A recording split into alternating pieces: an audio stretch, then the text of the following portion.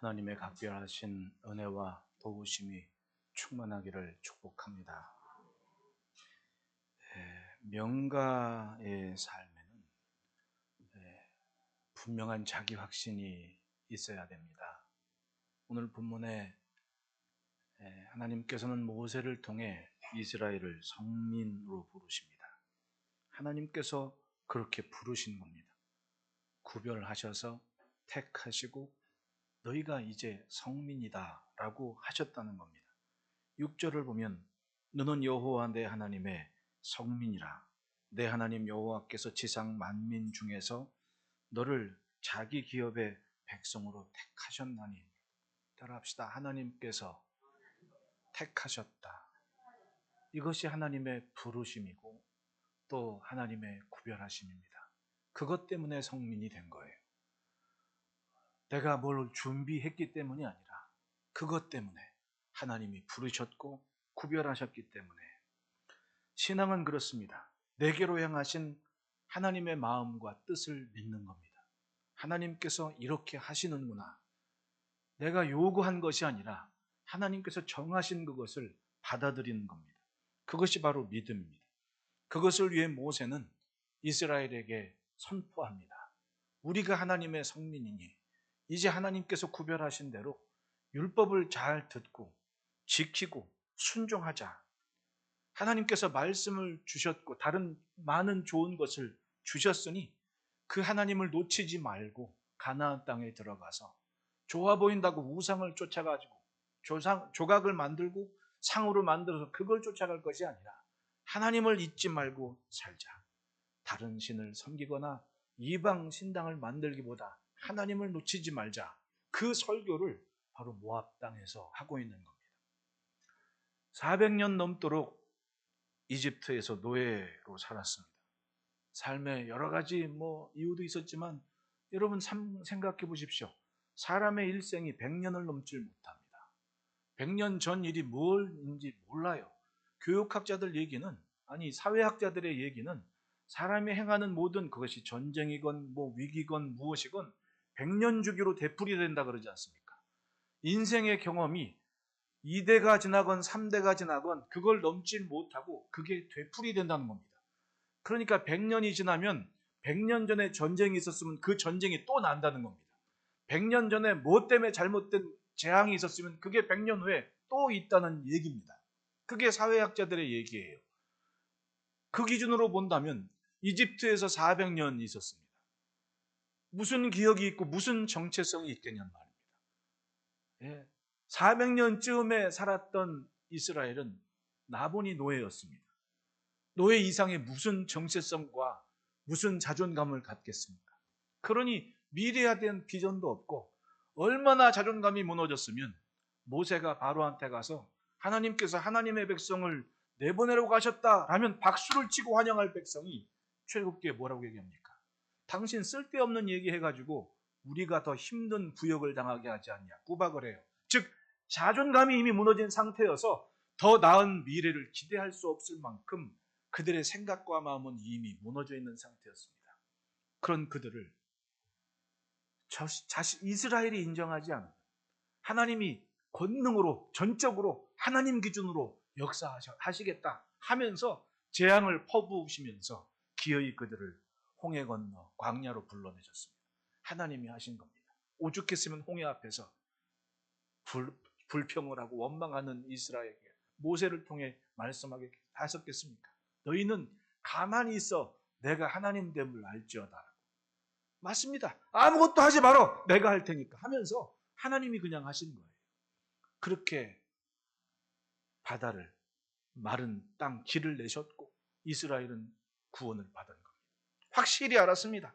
하나님께서 하시는구나. 심지어 하나님은 이스라엘의 목전에서 그 땅의 모든 것을 희생하시는 것을 보게 합니다. 여러분 그때 이집트에서 난 장자들이 무슨 죄가 있겠습니까? 생각해보면. 근데 하나님은 바로가 고집을 부리니까 장자들을 다 죽게 했지 않습니까? 단 이스라엘 것만 살았어요. 이스라엘의 처음 것은 죽지 않았습니다. 장자건 가축이건. 근데 이집트의 장자나 가축들은 처음 난 것은 다 죽어버렸습니다. 야, 이게 도대체 무슨 재앙입니까? 그렇게 해서라도 하나님은 이스라엘을 구원하신 겁니다. 그걸 봤거든요. 하나님께서 하시는 것을 봤어요. 마주보고 인사하십시다. 하나님께서 하십니다. 하나님은 결정적인 순간 하나님께서 하시는 그 일을 보게 하십니다. 그것이 이스라엘의 구원이었습니다. 놀랍게도 그것은 하나님께서 아브라함과 약속하신 것이고, 그런 아브라함의 후손들을 하나님께서 기쁘게 여기셨고 사랑하셨기 때문이라고 얘기를 해요. 8절 말씀 보면 여호와께서 다만 너희를 사랑하심으로 말미암아 또는 너희 조상들에게 하신 맹세를 지키려 하심으로 말미암아 자기의 권능의 손으로 너희를 인도하여 내시되 너희를 그 종되었던 집에서 애굽 왕 바로의 손에서 속량하셨나니. 이스라엘에서 어떤 조건과 이유를 찾으신 것이 아니었습니다. 하나님께서 이스라엘을 사랑했기 때문에, 또 한 가지는 아브라함과 조상들과 함께 약속하신 그 맹세를 지키려 하셨기 때문에 그런 일을 하셨다고 얘기를 해요. 따라합시다. 삶은 이유를 남긴다. 얼마나 아브라함이 산 것이 예뻤으면 그게 이유가 돼서 그 후손들을 사랑하셨겠습니까? 여러분, 오늘 살면서 하나님께서 내가 알지 못하는 내 후손들을 사랑하실 만큼 그렇게는 한번 살아봅시다. 그것이 시대를 살아가는 어른들의 책임이고 사명 아니겠습니까? 삶은 이유를 남깁니다. 이건 규모나 외모의 문제가 아닙니다. 삶에 담긴 흔적이었습니다. 무엇을 남겼느냐? 그 흔적이 하나님께서 나 없는 시간에 내 후손들을 사랑하실 만한 이유가 됐다는 것. 명가는 그런 유산이 있고 기업이 있는 걸 명가라고 하는 거예요. 신앙의 명가라고 할 수 있는 겁니다. 하나님과 아브라함과의 관계를 보십시오. 그 많은 사람 중에 하필이면 아브라함이었습니다. 아브라함은 독특한 한 가지는 있었습니다. 하나님께서 말씀하시면 내가 그 말씀에는 맞춰야겠다. 그 한 가지로 산 거 아닙니까? 그러니까 말씀을 쫓아갔다고 얘기를 해요. 본토 친척 아비의 집을 떠났다고 얘기를 합니다. 뭘 쫓아서? 말씀을 쫓아서 그렇게 간 겁니다. 완벽하진 않았습니다. 순간순간 실수도 했지만 독특한 거 한 가지는 지켰습니다. 말씀하시면 거기에는 맞추자. 맞아요. 완벽한 인생이 어디 있습니까? 다만 말씀이 들려졌을 때 그 말씀에 반응하는 그 한 가지면 그 인생은 반드시 나아집니다. 지금보단 나아집니다. 훨씬 나아집니다. 왜냐하면 나보다 더 나은 곳에서 나를 향해 들리는 그 음성을 쫓아가기 때문에 그런 거예요. 변화가 없는 인생은 더 나은 것을 기대하지 않는 인생이에요. 그렇기 때문에 변화가 없는 겁니다. 이것이 모자라다. 그러면 바꿔야죠. 더 나은 모습이 있도록. 그게 변화 아니겠습니까? 그게 성장인 거예요. 그런데 알량한 자존심이, 알량한 자기 만족이 더 나은 모습으로 나아가지를 못하게 만드는 겁니다. 여러분, 죽을 때까지 사람은 더 나은 모습을 사모해야 되고 좋아해야 되고 닮아가야 될 책임이 있는 겁니다. 그래야 세상이 바뀌죠. 우리가 사는 세상이 얼마나 바뀌어졌습니까? 저는 저 박성교사님 있는 란저우에 처음 갔을 때 깜짝 놀랐습니다. 그때 처음 갔을 때가 40대 후반인데, 그때 거기서 길거리 아침에 출근 시간, 학교 가는 시간에 보이는 모습이 어릴 적에 본 모습하고 너무 똑같은 거예요. 그러니까 30년 전 모습을 거기서 보고 있는 겁니다. 저 어릴 적에는 하수도와 상수도가 구별되지 않은 때를 살았습니다. 그러니까 제 사는 동네는 산세가 있어가지고, 지금은 이제 강변에 옥수역이라고 전망 좋은 비싼 동네가 됐는데, 그때는 옥수역이 낮은 거에서 한강 홍수가 나면 범람하고 그런 때였거든요. 그러니까 저희 사는 데는 산동네까지 올라가야 되니까 그 산동네에 하수도가 구별되지 않으니까 문간 나가면 또랑이 이렇게 있었어요. 그러면 그 또랑으로 엄마가 아침에 쌀 씻으면 쌀뜨물이 또랑으로 쭉 흘러가면 저 집에 쌀 씻는구나 다 보여요. 모르는 척하지 마세요. 또랑에 쌀뜨물이 올라가면 저 집에 쌀 씻는구나. 그 집 물이 나와. 저 집에 목욕한다 그러면 비눗물이 나가 쭉 또랑으로. 그런 때를 살았는데 어느 날 막 나라가 좋아지기 시작합니다. 뭔가 변화하려는 생각이 없었으면 그게 바뀌겠냐고요. 그런 사람들이 막 많이 생기고 공부 열심히 하고 또 나온 걸 보고 오니까 자꾸만 그렇게 바뀌는 거 아닙니까? 내가 어제 TV보다 깜짝 놀란 게 튀르키예 가니까 시골 갑바도기에 꽃감이 있더라고. 야, 저 동네도 우리가 먹는 거랑 똑같구나. 근데 그게 아니었어. 그 갑바도기아 사람들이 우리나라하고 협약을 맺어가지고 더 잘 사는 나라 보고 오겠다고 왔던 거예요, 우리나라에. 2000년대 초반에 우리나라 와가지고는 자기들 농산물을 어떻게 개발할까 하다가 이 양반들이 상주에 와가지고 꽃감 만드는 거 보고 그 튀르키예 갑바도기에는 농업청 관련된 사람들이 그걸 보고 나서 야, 우리도 이거 있는데 우리도 이렇게 하면 되겠다 하고 가서는 갑바도기에서 꽃감을 만들기 시작했다는 거 아니에요. 난 그거 보고 깜짝 놀랐습니다. 누군가 우리나라의 발전된 모습을 배우고 싶어하는 나라가 있구나. 그러니까 튀르키예 세상은 넓다 보니까 꽃감이 주렁주렁 있어가지고 저 동네랑 우리랑 왜 먹는 게 똑같지? 할머니가 꽃감 까는데 우리나라 그 칼을 갖고 까더라고. 저 칼은 어디에 놨을까? 깜짝 놀랐더니 상주 와서 배워갔다는 거 아니에요. 그러니까 조금씩 나아집니다. 바꿔집니다. 우리도 그렇게 바꿔진 거 아닙니까? 근데 그 동네는 아직도 그랬거든. 아침에 머리 감은 물을 길바닥에다 휙 뿌리더라고. 깜짝 놀래가지고. 가로수가 있는데 가로수가 다 죽어버려가지고, 가로수 심으면 이렇게 테두리 이렇게 해놓잖아요. 가로수가 다 죽어서 뽑아버려 구덩이가 돼버렸어. 왠지 알아요? 머리 감은 물을 하필이면 거기다 갖다 부은 거야. 그 나무가 자라다 다 죽어버리지. 그러니까 하다 아유 뽑아버리자 뽑아버린 거야. 바뀌겠습니까? 아, 이대로 살아. 안 바뀌어요. 그건 문화건 교육이건 삶이건 다 똑같은 겁니다. 신앙은 안 그래요. 더 좋은 걸 보고 닮아가는 마음이 없으면 변하겠습니까? 오죽했으면 엊그제까지, 아니 40년 전에 자기들의 아버지 엄마가 실패한 그 자리에 다시금 서가지고 또 말씀을 하시겠습니까? 놀랍게도 이들은 바뀌었습니다. 더 나은 걸 볼 수 있는 눈을 가진 거예요. 40년 말씀을 들었고 이제는 불만이나 원망이 아니라 모세가 전하는 그 말씀 그대로를 순종하고 따를 각오를 하고 지금 세례 시내가 앞에 서서 그 말씀을 듣고 있는 겁니다. 엄연히 달라진 거예요. 그러니까 자기들 아버지가 보고 온 땅을 그 아들들이 차지할 수가 있었던 거예요. 할렐루야. 하나님의 사랑은 이해하려 하기보다 믿어야 돼요. 아, 이렇게 하셨구나. 그걸 믿고 쫓아갑니다. 쫓아가다 보면 하나님의 권능의 손이 있었구나 라는 것을 알게 됩니다. 여러분, 주님 손을 바라보시기를 축원합니다. 항상 사람이 뭔가 점프할 시간이 있습니다. 그 시간은 절박해요. 내가 이렇게뿐이 안 되는구나. 이것이 내 한계구나. 그런데 거기서 하나님의 손을 붙잡을 때 하나님은 또 다른 하나님의 모습을 내게 보여주실 때가 있습니다. 나는 그때가 내 인생이 점프할 때라고 생각을 해요. 이건 사람에게서 오는 것이 아니라 하나님께로부터 오는 손이다라는 것을 믿게 하실 때가 있다는 겁니다. 그래서 요단을 건널 수가 있었던 겁니다. 여러분, 힘들 때 혼자 가지 마시고 주님 손을 의지하시기를 축원합니다.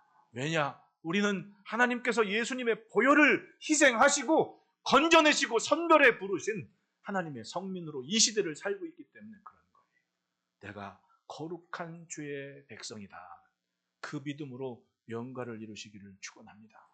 이 성민에게는 독특한 자기인식이 있습니다. 첫째는 따라합시다. 삶이 하나님의 도구다. 나만 사는 게 아니라 내가 사는 것이 아니라 하나님께서 살게 하시는 목적이 있는데, 자, 1절 보십시오. 내 하나님 여호와께서를 인도하사 내가 가서 차지할 땅으로 들이시고, 하나님께서 들어가게 하시겠다는 거 아닙니까? 1절 하반절에 너보다 많고 힘이 센 7 족속을 쫓아내실 때에 내가 쫓는 게 아니라 하나님께서 쫓아내시는데 나를 들이셔서 그 일을 하시겠다는 겁니다. 2절에 내 하나님 여호와께서 그들을 내게 넘겨 내게 치게 하시리니, 쫓아내시는 모습이 내가 나로 하여금 저들을 치게 하시는 모습이라고 하신다잖아요. 이게 뭡니까? 철저하게 하나님의 손으로 사용하시는 도구가 됐다는 겁니다. 누가? 성민이. 거룩한 백성이 그걸 한다는 겁니다. 구별된 백성이 그것을 한다는 겁니다. 이스라엘이 광야에 나선 순간 세상이 하나님의 구원을 분명하게 봤습니다. 당장에 이집트와 바로는 충격 아닙니까? 바로는 자기 아버지 때, 자기 할아버지 때부터 이스라엘은 자기들 노예였는데 내가 왜 갑자기 이걸 손해를 봐야 되는 겁니까? 억울하지 않습니까? 끝까지 우깁니다. 왜 내 백성을 하나님의 백성으로 우기느냐? 너희들의 신이 감히 바로의 신을 이길 수 있을 것 같느냐? 그래서 우긴 거 아니에요. 그러다가 나라가 박살이 난 거예요. 도대체 너희들의 하나님이 뭐길래 나에게 이런 시련을 줍니까? 통곡하는 바로의 모습을 그 영화에 나오죠. 쉽게 한 장면 아닙니까? 40년을 광야에 살아낸 민족이 있다는 소문이 어떻게 났을까요? 여러분, 이스라엘이 가나안 땅 들어가기 전에 여리고성의 호텔 주인이었던 라합은 정탐꾼들한테 이렇게 얘기를 해요. 여호수아서 2장 11절에 우리가 듣자 곧 마음이 녹았고 너희로 말미암아 사람이 정신을 잃었나니 너희 하나님 여호와는 위로는 하늘에서도 아래로는 땅에서도 하나님이시니라. 이걸 호텔 주인이 얘기하는 겁니다. 그걸 어떻게 알았을까요? 소문낸 사람도 없는데 어떻게 알았냔 말입니다. 네. 발 없는 말이 천리를 간다 그러잖아요. 말은 항상 사람보다 앞서가게 돼 있는 거예요. 누가 얘기했을까요? 고대에 상단들의 발걸음은 나라와 나라, 대륙과 대륙을 연결을 해요. 이미 이스라엘이 출애굽하기 하는 그 시기에 지중해 페니키아 상단들이 백길, 조류 이런 걸 연구해서 배 만드는데 이미 정착한 지중해를 장악하고 있었던 때 아닙니까? 상단들이 그렇게 운영한 거예요. 예수님 복음서에 보면 두로라는 지경에 있는 여인이 등장하지 않습니까?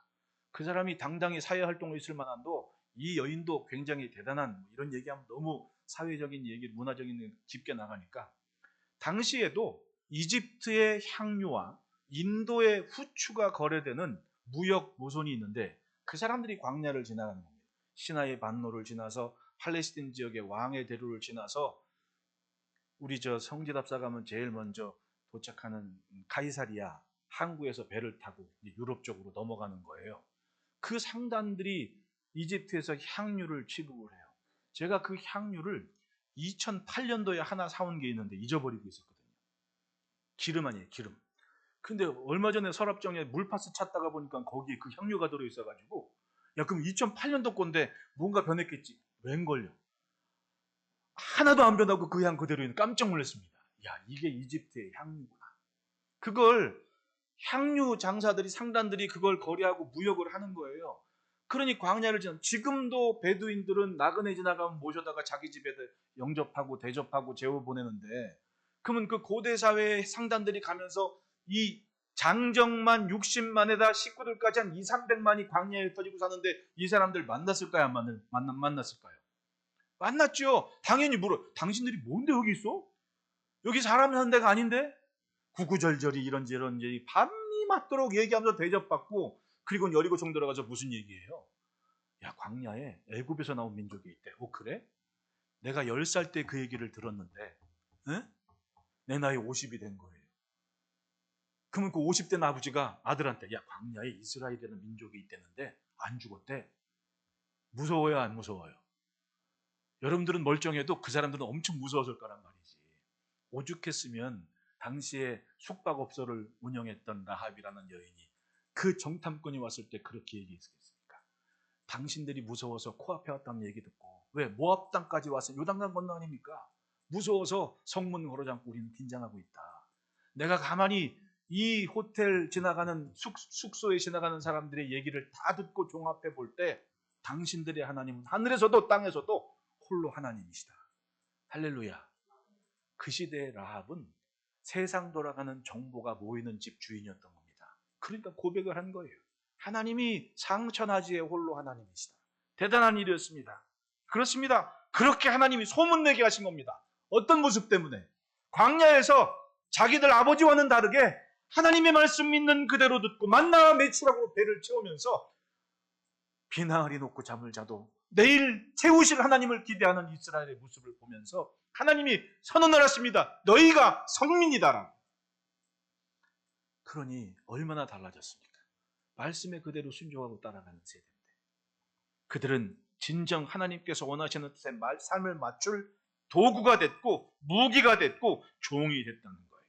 아무리 적이 강하다고 한들 아무리 위수가 적다고 한들 이제는 두렵지 않습니다. 자기들의 아버지들은 우리는 그들 앞에 메뚜기 같다라고 겁을 먹고 포기했는데 38년 동안 하나님 말씀을 들었던 이스라엘들은 하나님의 말씀을 있는 그대로 믿습니다. 우리는 수도 작다.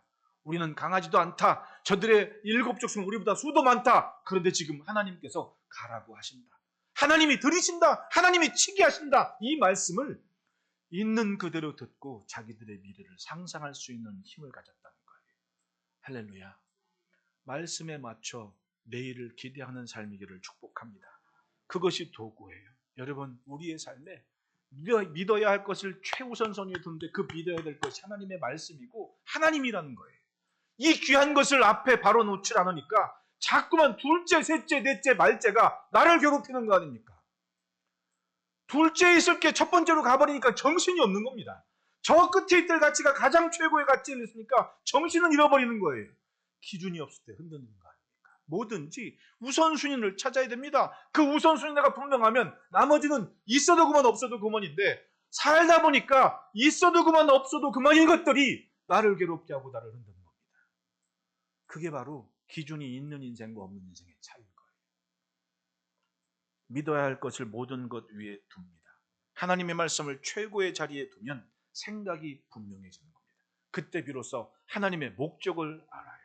하나님은 목적 없이 행하지 않으십니다. 5절 말씀 보십시오. 오직 너희가 그들에게 행할 것은 이러하니 그들의 제단을 헐며 주상을 깨뜨리며 아세라 목상을 찍으며 조각한 우상들을 불사를 것입니다. 이것 때문에 부르신 거예요. 그거 하시려고 이스라엘을 부르신 겁니다. 그렇게 따지면 굉장한 은혜죠. 하나님께서 직접 행하실 수 있습니다. 사무엘서보다 막 우레를 발하시고 막 번개도 치고 재앙을 일으키시고 깜짝 놀라죠. 그런데 그런 일에 하나님이 직접 하신 것이 아니라 굳이 수도 적고 이쁘지도 않은 이스라엘을 불러다가 그 일을 하게 하시는 거예요.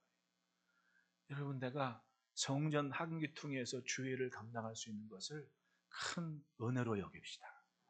나는 우리 선생님도 가끔 그런 얘기를 해요. 야, 이 목사는 목사가 되길 정말 잘했어. 나는 그래서 맞습니다. 맞습니다. 그렇게 얘기를 해요. 목사가 됐기 때문에 하나님과 정말 친한 것처럼 그렇게 살 수 있는 게 은혜 아닙니까? 아니면 얼마나 인생이 제가 살아온 얘기한 말로 다 못해요. 네. 근데 목사라는 그 헌거에 맞춰 살다 보니까 하나님이 나를 그래도 온전하게 하루하루 기도한 대로 생각한 대로 길을 이끄시는 것을 나는 경험을 해요. 나는. 여러분, 하나님께서 나를 사용하심을 감사하며 삽시다. 삶이 주의 도구가 됨을 기뻐하며 삽시다. 그것이 성민의 의미입니다. 하나님은 하나님의 창조의 세계, 창조의 질서에 맞지 않는 것은 반드시 허무십니다. 그것 때문에 가나안을 허무시는 거예요. 그 일에 성민으로 부르신 이스라엘을 사용하시는 겁니다. 여기에 인간적인 관계나 정의 문제가 아닙니다. 하나님께서 허물게 하신 것은 사람의 생각으로는 감출 게 아닙니다. 그것이 도구요 종이고 하게 하신 그대로 하신 거예요. 우리가 연초에 부흥회 때 그 비느하스 레위 지파를 주목한 이유가 뭡니까? 비느하스는 권력지치는 문제가 아니었습니다. 지금 하나님께서 하시는 것에 대한 구별된 모습을 자기 조상 레위에게서 보고 자랐기 때문에 형제건 자매이건 하나님의 뜻에 맞지 않는 것에 대한 분노를 갖고 있었습니다. 살아온 삶이 어떤데 그걸 망가뜨려. 그리고 자기의 권력지치는 자도 레위 지파는 돌아다니면서 다 금송아지 앞에 절할 것들을 다 정리했다고 얘기하지 않습니까? 그리고 비느하스는 그 모압 지경에서 하지 않아야 될 짓을 한 자기들의 형제 중 하나를 창으로 꿰뚫어 죽였다고 하지 않습니까? 정말 무서운 얘기인데 그렇게 할 만큼 자신들이 하나님의 도구고 자기가 지켜야 될 걸 알았으니까 하나님은 그들에게 약속을 주신 거 아니에요. 야곱에게는 그렇게 저주를 받았어도 하나님은 그 저주를 바꿔서 복이 되게 하지 않습니까? 평생토록 영원토록 내 곁에서 일하게 할게. 할렐루야. 그게 종의 의미입니다. 여러분, 하나님의 종으로서 하나님께서 하시는 일을 믿고 의지하면 세상에서 하나님께서 하시는 일을 분명히 보게 됩니다. 매일 그 역사가 있는 가정 되시기를 축복합니다. 둘째로 따라합시다. 가정에서부터 거룩을 지킨다. 3절 4절을 보면 또 그들과 혼인하지도 말지니 내 딸을 그들의 아들에게 주지 말 것이요 그들의 딸도 내 며느리로 삼지 말 것은 그가 내 아들을 유혹하여 그가 여호와를 떠나고 다른 신들을 섬기게 하므로 여호와께서 너희에게 진노하사 갑자기 너희를 멸하실 것임이니라.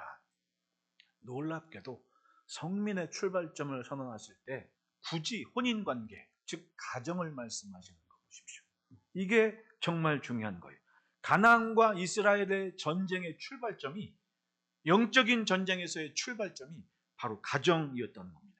이것을 지키느냐 아니면 무너지느냐의 긴박한 문제가, 즉 민족의 존속, 그것이 가정에 달려 있다는 것을 하나님께서 알고 계시는 거 아니에요. 그러니까 뜬금없이 민족과 민족의 전쟁을 얘기하고 영적인 전쟁에서 우상들을 부시는 얘기하는데 갑자기 혼인관계를 얘기하고 있습니다. 굉장히 낯설어요. 그런데 하나님이 그만큼 이 가정을 중요하게 여기셨다는 겁니다. 뻔히 보이는 일인데 우리는 그걸 너무 가볍게 생각을 할 때가 있습니다. 살다 보면 다 그렇겠지. 그러다가 무너지는 거야. 여러분, 솔로몬이 아들 때 나라가 두 쪽 났습니다. 뭐 때문에 그랬을 것 같아요? 바로 이거 아닙니까?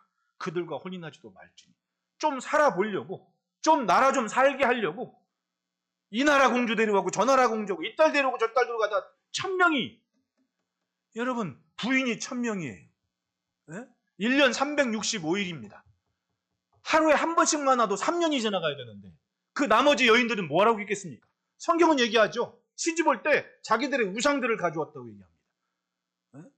한 명 빼고 나머지 여인들은 솔로몬을 못 보니까 자기들 우상 가지고 전도했을 거 아닙니까? 결국은 어떻게 됩니까? 아들 때의 나라가 두 동강에 나버려요. 딱 이거 아닙니까? 하나님은 그것을 보고 계셨다는 얘기 아니에요. 여러분, 밖에서 대단한 일을 하려 하지 말고 먼저 내 가정의 경계를 분명히 합시다. 이게 가정의 중요한 점이에요. 이것이 혼인의 목적이어야 된다는 겁니다. 굳이 이 혼인을 말씀하신 이유는 사회 구성의 기본이 바로 가정에서 출발되기 때문에 그렇습니다. 우리가 사는 사회를 보십시오. 그래도 가정에 어른들 모시고 밥 먹는 가정들은 그래도 자녀들이 문제없이 잘 자라요. 네. 요즘 교육학자들이 신나게 그런 통계 내요. 그러니까 밥상머리 교육이 갑자기 사라졌다가 다시 나오는 이유도 그거예요. 할머니 할아버지랑 같이 밥 먹는 애들이 인성이 좋고 성품이 좋고 인내심이 있대요. 단순히 할머니 할아버지하고 같이 밥 먹는 건데 나머지는 그게 없는 거예요. 다들 질서가 무너지고 권위가 무너지고 깡그리 인성도 무너지고 끈기도 없고. 왜 그렇게 만들었습니까? 그건 다른 게 아니에요. 우리들이 가정을 지키지를 못했던 거예요. 사회 현상들이 바로 그걸 얘기하고 있다는 겁니다. 제가 금요일 저녁부터 주일 저녁 때까지 한 번은 온 가족이 모여서 식사하는 시간을 꼭 지키라고 이걸 헌신으로 여기라고까지 얘기하는 이유가 있습니다, 여러분.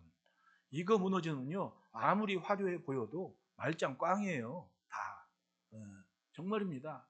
제가 뭐 이런저런 주변에 많지 않습니까? 뭐 이렇게 보아하는 거. 어떤 목사님은요, 뭐 지금 한 10년 전 얘기지만은 어떤 목사님은 새로 부임해 갔는데 고민이 있대요. 뭔데요?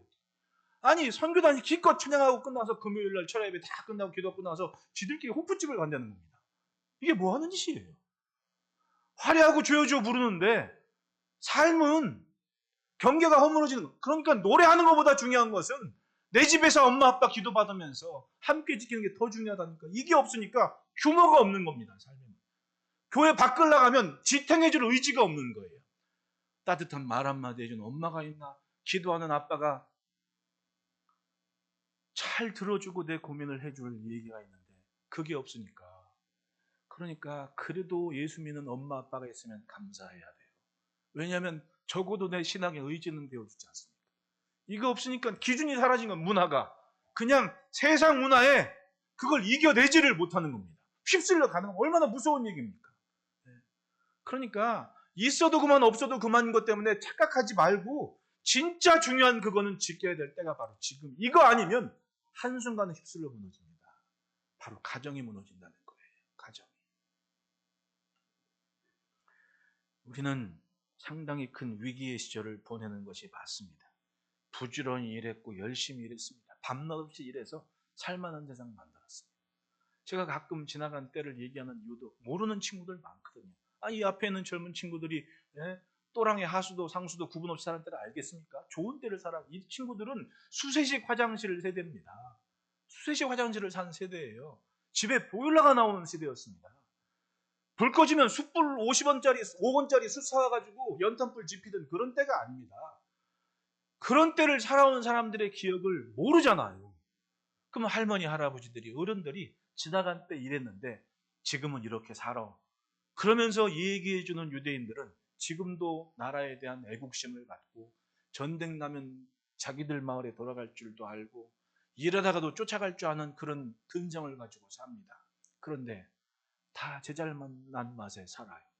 나라 사랑은 꿈 같은 얘기가 돼버립니다. 나 하나만 잘 살면 된다고 생각을 해요. 100세를 사신 분이 그런 얘기 하지 않습니까? 당신 때 공부한 것은 애국, 나라를 위해 뭔가 가치 있는 공헌을 하기 위해 공부를 해서 치욕스럽지만 일본까지 가서 유학을 하고 와서 그거 한 사람들이 많았다고. 근데 지금 뉴스를 보면 공부하는 사람들이 전부 저 먹고 살라고 공부하는 것 같다는 얘기를 100세 넘으신 분이 하고 있는 거예요. 그럼 그분들은 어른들 얘기니까 귀담아 들을 가치는 있는 거 아닙니까? 내가 이 사회에, 이 가족과 사회에, 민족에 어떤 공헌할까 고민은 좀 해봐야 될 거 아닙니까? 그래야 목적이 생기고 감당할 근성이 생기죠. 제가 몽골에 있는 김성교사 잠깐 만났을 때 그런 얘기를 해요.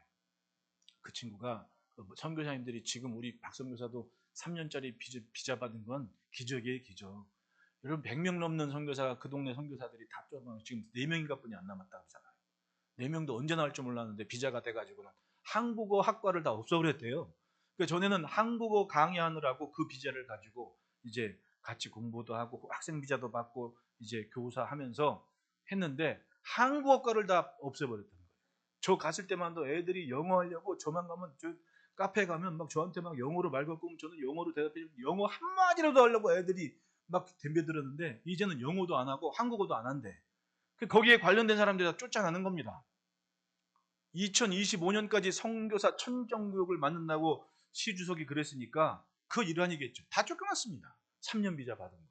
근데도 상업 비자를 우리 김 집사님 회사에 이렇게 해가지고 어떻게 어렵단 말입니다. 그러면 이제 그 상업 비자니까 본사에 왔다 갔다 하고 출장을 다녀야 될 거 아니에요. 상업 비자 받는 사람이 거기 놀란 일은 없고 그거 검사한다는 거예요. 3개월에 한 번쯤은 러시아도 갔다 오고 홍콩도 갔다 오고 기차 타면 왔다 갔다 하니까 그래서 기왕이면 그냥 서울에 왔다 가죠. 그렇게 얘기를 했는데 비자 때문에 고민이거든요. 살만 하니까 몽골도 마찬가지예요. 김성교사도 처음 갔을 때 진짜 아무것도 없었거든요. 아무것도 없는 땅에 그래도 친구들이 이렇게 헌금해줘가지고 교회가 돕고 해가지고 한 600평 땅 얻어가지고 그때 교회 건축했습니다. 96년도에 가서 저는 다 가가지고 CCTV도 달아주고 봉사하러 갔었거든요. 근데 그때는 진짜 막 땅도 엉망이고 차들도 자동차 운전을 말 타듯이 해요. 한번 생각해. 내가 이렇게 가고 있는데 내가 가는 길이야. 근데 내 앞에 차가 와. 이게 맞는 건가? 차가 막 보다가 지가 휙 피해가. 말 타듯이 한다니까요. 그 정도였어요. 근데 지금 우리나라 동탄 신도시 개발할 때 몽골에서 이 건축계통이라는 사람이 엄청 와서 일했대요. 그리고 돈 엄청 벌. 몽골 사람들이 우리나라 와가지고 일하는 사람 많아요. 신분도 불법 처리하면서도 일하는 사람 엄청 많습니다. 지금도 이 사람들이 돈 벌어갖고 전부 몽골로 보내는 거예요. 다 부자가 된 거예요. 부자가 되니까 또 서서히 선교사님들 다 추방을 해. 거기 몽탄 신도시가 생겼대요.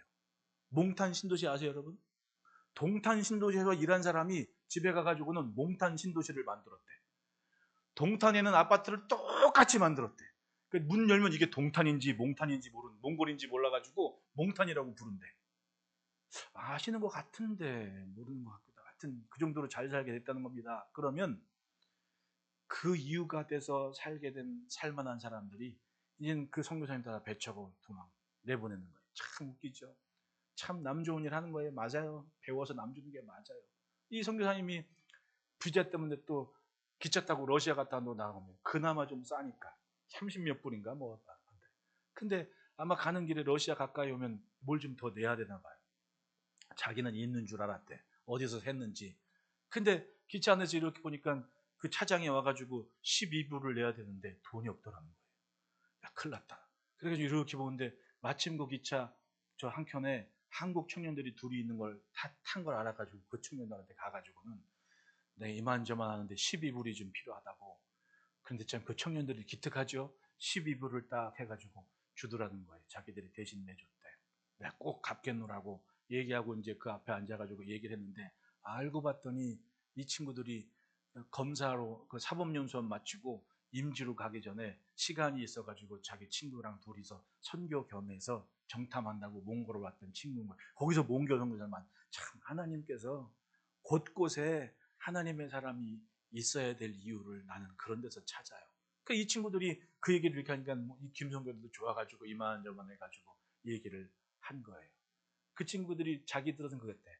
중고등학교 시절에 목사님 설교 들으면서 자기들은 그랬대. 내가 커서 어떻게 해서 나라에 공헌을 할까 고민을 하다가 가만히 보니까 검사쯤 되면 할 수 있는 게 많은 것 같이 생각이 들었대. 그래서 자기들은 공부해서 검사가 된다고 얘기를 하니까 얼마나 기특합니까? 그런 애들을 만났으니. 그게 서울 들어와가지고 돈 갚겠다고 전화를 했더니 서초동에 와서 일하고 있노라고. 그랬더니 아유 무슨 목사님 무슨 돈을 갚냐고, 내가 식사 대접한다고 만나가지고는 거기서는 밥 먹고 왔노라고 얘기를 해서 내가 그런 얘기를 들으면 참 고맙다. 그래도 이 엄마 아빠의 신앙 안에서 그래도 예수 믿는 가정에서 잘 자란 아이들이 이렇게 저렇게 사회 곳곳에 활동하기 때문에 세상에 하나님이 일하시는 모습을 보이는구나 라는 얘기를 들어요. 여러분, 명가는 바로 그런 게 명가인 겁니다. 뭔가 삶의 흔적이 되고 남기는 것이 있는 것, 하나님께서 하시는 일을 내 가정에서부터 지켜가는 것, 그러니까 얼마나 행복한 가정이 되겠냐는 거예요. 적어도 가족의 울타리를 과감하게 지킬 만한 용기는 가져야 됩니다. 이것을 위해 버릴 걸 빨리 버리고 정리할 걸 정리해야 건강한 가족이 되는 것이고 가정이 되는 것이고 그 가정이 세상에 뿌려진 하나님의 무기가 되는 겁니다. 여러분, 이스라엘에 제게 처음 갔을 때 정말 부러웠던 게 2002년도니까 부러웠던 게 그거예요. 해질녘 되면 아빠 엄마들이 다 집에 있는 거. 그게 제일 부럽더라고. 해질녘 되면 엄마 아빠들이 다 집에 있는 거. 우린 너무 바빠요. 그러니까 기도해야 돼요, 여러분. 그런 것들을 위해서 우리 청년들도 시집장가 가기 전에 기도해야 돼요. 나 결혼해서 가정을 기르면 해 떨어질 때 식구들과 함께 할 수 있는 사업을 하든지 직업을 갖든지 그거 여러분 기도 제목 돼야 돼요. 기도 제목 안 하고 있으면 그때 가서 당황해요. 그냥 쫓겨가서 산단 말입니다. 다 그렇게 살아. 이렇게 된다니까요. 근데 그게 아니고 기도로 준비하면 정말 기도한 대로 하나님께서 그렇게 되게 하신다는 겁니다. 배우자의 문제도 직업의 문제도 엄마 아빠들이 얼마나 힘들게 삽니까? 밤낮 없이 일해야 되거든요. 그러니까 밤늦게 잃어버린 게 너무 많습니다. 그리고 뒤늦게 주일 한번 어떻게 하겠다고 예배시킨다고 나와가지고는 막 그냥 내가 아침에 이렇게 보니까 딸 예배 시간 봉사시키려고 우리 박 지사님은 차를 태워다가 쫙 해가지고 예배당 문 앞에 딸 딱 내려주고 얼른 가서 너 봉사해야 된다. 바이올린 들고 딸이 딱 내려요. 그건 차가 가더라고. 왜? 나는 집에 가서 차 놓고 걸어와야 돼. 웃기지? 딸은 예배 드리라고 딱 너가서 봉사해야 되니까 얼른 가야 돼. 딱 데려다 놔. 그리고 자기는 집에 차 놓고 걸어와. 그게 아빠 마음 아니에요? 그게. 그런데 가만히 보면 기도 없으면 정신없이 그냥 무르르 살아가서 정말 중요한 걸 못 지켜. 근데 가니까 해 떨어지니까 다 집에 있더라고. 어? 밖에 나가면 폭탄 맞을까 그런지 모르지만 그러니까 가족이 신앙의 전통을 지켜가는 모습이 있는 겁니다. 그 동네에서. 여러분, 내 가정을 사용하시는 주의 손길을 위해서 기도 없이 살지 말고 기도하며 삽시다. 기도로 내 자녀들이, 내 가정이 만들어지는 것을 매일매일 바라보는 은혜가 있으면 좋겠습니다. 멀리서 찾지 말고 가장 가까운 곳에서부터 그 일이 있어지도록 우리 소원을 품읍시다. 셋째로는 따라합시다. 하나님의 기쁨이다. 7절에 여호와께서 너희를 기뻐하시고 너희를 택하심은 너희가 다른 민족보다 수요가 많기 때문이 아니니라. 너희는 오히려 모든 민족 중에 가장 작으니라. 성민으로 부르셨는데 자기 기업의 백성으로 택하시고 삼으신 것은 하나님의 기뻐하심 때문이라고 얘기를 해요. 1절에서도 힘도 없고 적은 무리라고 하고 7절에서도 수도 작고 규모도 적다고 얘기하고 그런데 기쁨으로 삼으시고 그리고 가나안 7족속을 몰아내고 하나님 나라를 짓는 도구로 삼으셨다고 해요. 왜냐고 물을 이유 없습니다. 우리도 그렇습니다. 그냥 하나님이 좋아하시는 거예요. 하나님이 기뻐하시는 겁니다. 아들의 핏값을 주고 해도 사실 만큼 나를 기뻐하셨기 때문에 내가 예수를 믿고 있는 거예요. 할렐루야. 지금도 여전히 믿는 사람보다 믿지 못한 사람이 많지 않습니까? 왜? 저들이 귀가 없는 것도 아닙니다. 글을 모르는 것도 아닙니다. 근데 듣고 봐도 못 믿는 사람이 있고 스쳐 지나만 가도 내가 믿어야겠다는 마음 가지고 예수 믿는 사람이 있어요. 나는 그것이 하나님의 구별이라고 생각을 해요.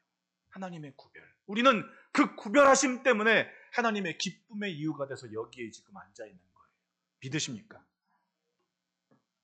따라합시다. 사랑을 알면 흔들리지 않는다. 하나님이 기뻐하시는 것은 세상이 알지 못합니다. 아무도 모릅니다. 오직 믿음으로만 압니다. 믿음으로 내가 알고 주님이 아시고 성령께서 증거가 되어주십니다. 그걸 인정하고 쫓아가는 게 바로 믿음인 거예요. 9절 10절 보십시오. 다 같이 읽어봅시다. 시작. 그런즉 너는 알라 오직 신실하신 하나님이시니라. 그를 사랑하고 그의 계명을 지키는 자에게는 천대까지 그의 언약을 이행하시며 인애를 베푸시되 그를 미워하는 자에게는 당장에 보응하여 멸하시나니 여호와는 자기를 미워하는 자에게 지체하지 아니하시고 당장에 그에게 보응하시느니라. 아멘.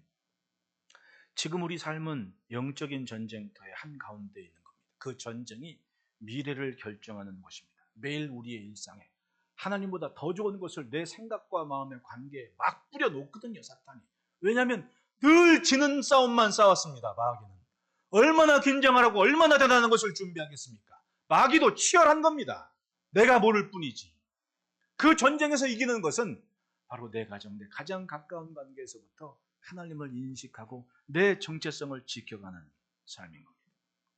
신명기 7장 12절에는 너희가 이 모든 법도를 듣고 지켜야만 내 하나님 여호와께서 내 조상들에게 맹세하신 언약을 지켜 내게 인애를 베푸실 것이라. 14절에 내가 복을 받음이 만민보다 훨씬 더하여 너희 중에 남녀와 너희의 짐승의 암수에 생육하지 못함이 없을 것이며 여호와께서 너 모든 지병을 내게서 멀리하사 너희가 아는 애굽의 악질에 걸리지 않게 하시고 너를 미워하는 모든 자에게 걸리게 하실 것이라. 전염병도 피해간다고 하지 않습니까? 하나님께서 이스라엘에게 요구하시는 것은 바로 그겁니다. 말씀과 명령을 잘 지켜라. 그러면 자자손손 복을 받고 은혜 가운데 산다. 필요한 것은 내가 줄 것이다. 이게 얼마나 명쾌해요. 그래서 오늘도 말씀합니다. 너는 여호와 하나님의 성민이라. 이 성민이라는 구절이 신명기에서는 계속 등장을 해요. 너는 여호와 하나님의 성민이 되리라. 성민이 되라. 되게 하실 것이다. 성민이다라는 얘기를 계속 강조하고 있습니다. 성민이 하나님의 도구입니다. 매일 하나님의 도구로 하나님께서 살피시는 흔적을 남기는 그런 삶을 지켜가며 하나님의 기쁨으로 천대까지 보장하시는 그 복과 은혜를 누리는 가정이시기를 축복합니다. 기도하겠습니다.